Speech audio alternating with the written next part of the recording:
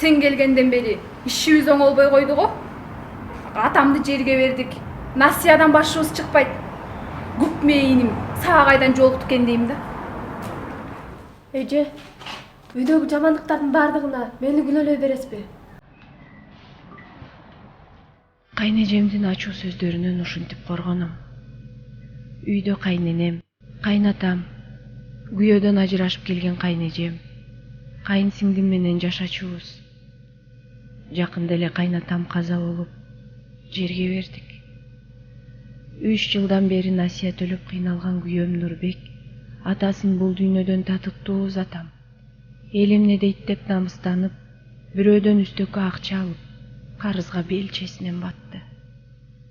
Үйдө Нурбек жалгыз эркек. Каржы жагын толугу менен жолдошум тейлейт. Кайын сиңдимди окутуп, оорукчан кайненемди жыл сайын санаторийге дарылатып турат. Секелек кезимде чоң үй бүлөдө жашасам деп кыялданчумун.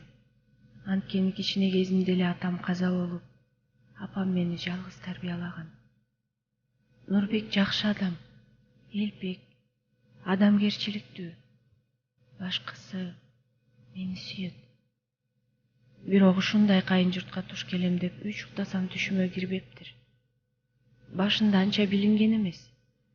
Кийинчерээк ар биринин өзүнчө кылыктары чыга баштады. Кайын сиңдим мага таандашып, мендей кийингиси, меникиндей телефондуу болгусу келет.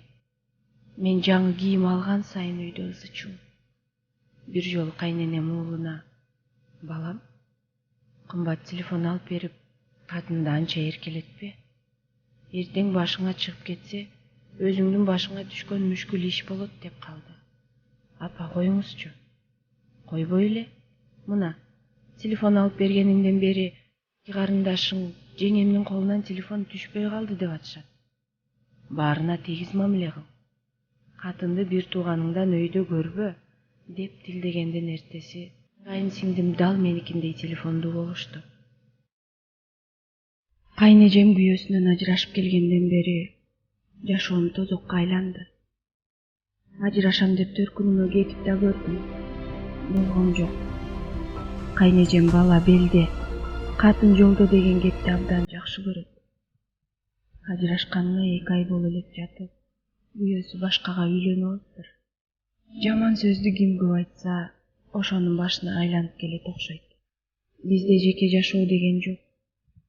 Кененирээк уктай албайбыз. Эшикти каккылабай эле кимиси болсо да ачып кире берет. Кээде жолдошумдун боштугуна жиним келет. Баскан турганым кайненем менен кайнежемдин көзөмөлүндө. Көзү көргөн нерсеге кийлигишет. Кышка камдаган кыямдарды санап койгонучу мени төркүнүмө ташыйт деп ойлошот. Айтор, мындай жашоодон абдан тажап кеттим. Эгер бөлүнөбүз десек, албетте, кайненем баласы экөөбүздү ажыраштырып тынат.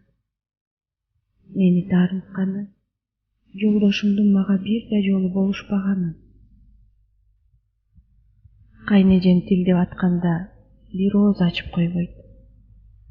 Кээде мен кимге турмушка чыктым деп арданып кетем.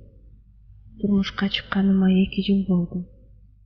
Бирок бактылуу келиндик доорумду сүрө алган жокмун. Кайын журт менен жашоо ушунчалык кыйын болоорун билген эмесмин.